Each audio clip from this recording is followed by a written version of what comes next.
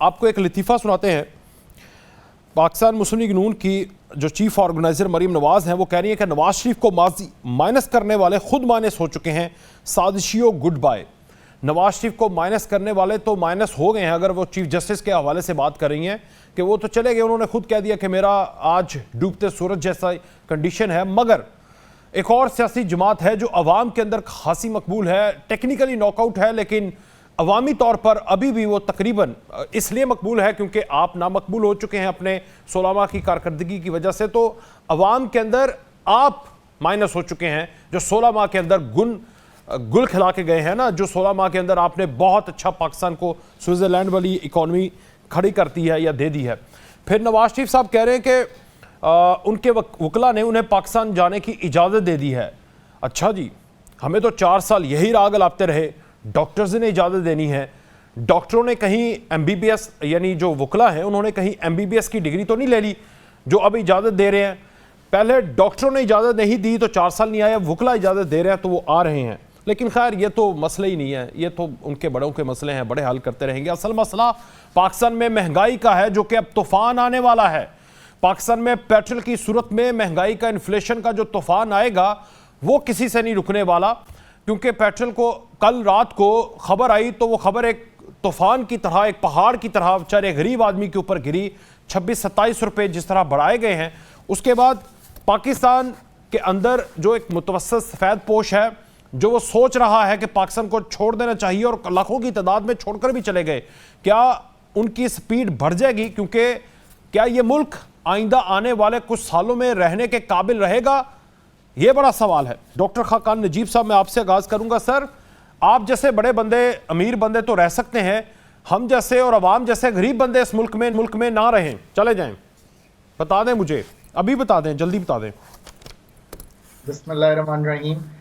इसमें कोई शक नहीं है कि जो इस वक्त राउंड ऑफ प्राइसेस जो इंक्रीज चल रहा है और पिछले 12, 14, 18 महीनों से चल रहा है, इसका एक बहुत बड़ा बोझ जो है वो low middle income, middle income और वल्नरेबल सेगमेंट्स, इन तीनों पर बहुत ज़्यादा पड़ा है। सबसे बड़ा बोझ तो ऑब्वियसली एनर्जी प्राइसेस का है, फूड प्राइसेस का है, उससे ट्रांसपोर्टेशन, हर चीज़ अफेक्ट होती है। इसमें कोई शक की गुंजाइश नहीं जी सर। अगर आप इसके पीछे जाएंगे तो इसके बहुत से मुहर्रकात हैं और उसमें हमारे एमिशंस भी हैं और कमीशंस भी हैं। मसलन कोई बात नहीं करता, जो गवर्नमेंट पिछले 3 साल से एक इतना बड़ा फिस्कल डेफिसिट, मालियाती खसारा रन कर रही है, ये एक बहुत बड़ी वजह है पाकिस्तान में इन्फ्लेशन की।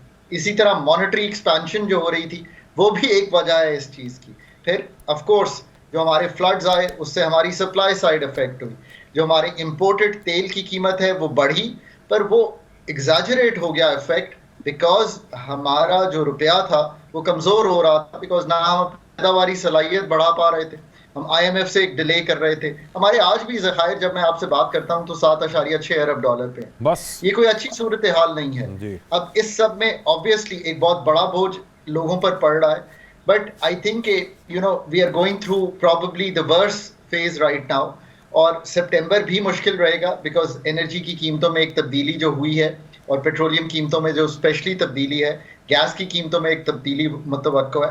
But as we move along beyond that, अगर हम अपनी पॉलिसी फ्रेमवर्क को बेहतर हैंडल करेंगे, अगर हम अपने डॉलर लिक्विडिटी को इम्प्रूव करेंगे, अगर हम अपने बजट के एक्सपेंडिचर जैसे कि अथॉरिटीज़ कह रही हैं हम काटेंगे, अगर कोई इन्वेस्टमेंट पाकिस्तान में आती है, अगर ये काम हम करेंगे, और फिर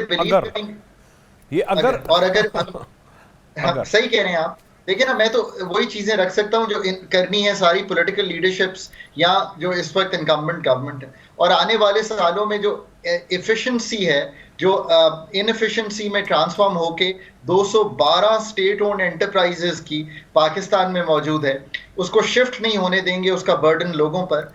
अच्छी बात है हम क्रैकडाउन कर रहे हैं, अच्छी बात है हम एडमिनिस्ट्रेटिव एक्शन स्मगलिंग पे ले रहे हैं, अच्छी बात है हम रुपए की तीसरी मार्केट को तोड़ रहे हैं, अच्छी बात है हम अफगानिस्तान ट्रांजिट ट्रेड को रोकने की कोशिश कर रहे हैं, प्लस उस एग्रीमेंट को रीडू करने की कोशिश कर रहे हैं। ये 2010 से हुआ है, मैंने तो कई बार कहा है कि इसको दोबारा सोचिए, अब आगे चलिए। ये अच्छी बात है कि सोना पाकिस्तान में इंपोर्ट नहीं होता, बट इतनी बड़ी मार्केट है, अच्छी बात है हम कोशिश कर रहे हैं कि उसको रेगुलराइज करें, उनको टैक्स नेट में लाएं। ये सारे काम करेंगे। मैं तो बहुत बुलिश हूँ वकास साहब पाकिस्तान पे। अब लोग कहते हैं आप क्यों इतने बुलिश हैं, मैं कहता हूँ मैं आपके सामने ये चीज़ें रख रहा हूँ, आप ये सब कर लीजिए, come back to me after 3 to 5 years, PIA को दीजिए प्राइवेट पार्टी को, और देखिए कि टाटा ने 425 नए जहाज अनाउंस किए हैं जब उन्होंने एयर इंडिया को टेक ओवर किया।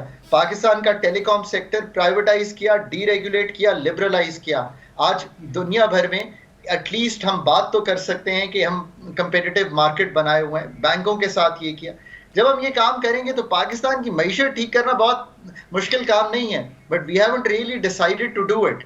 आई रियली होप कि we can decide to do all these things. Pakistan की जो एग्रीकल्चर है, ये आखिरी बात करूंगा, 60 की दहाई में पहला ग्रीन रेवोल्यूशन आया, आज कोशिश की जा रही है और कोशिश भी एस्टैब्लिशमेंट कर रही है, जो बात है वो उसकी तरह बयान कर रहा हूं, वो एक सेकंड ग्रीन रेवोल्यूशन की कोशिश कर रहे हैं। आप यकीन करेंगे कि 24 मिलियन हेक्टेयर पाकिस्तान का जो है वो इस वक्त ज़ेरे काश्त है। अनकल्टिवेबल लैंड जो है वो 9 मिलियन हेक्टेयर है। आप सोचिए कि हम ये ऐड कर लें 9 मिलियन, आने वाले 5, 8, 10 साल में हम अपनी एग्रीकल्चर की प्रोडक्टिविटी को बढ़ा लें थोड़ी सी, तो हम सेल्फ सफिशिएंट ही नहीं हो जाएंगे, 10 अरब डॉलर की इंपोर्ट को तोड़ देंगे।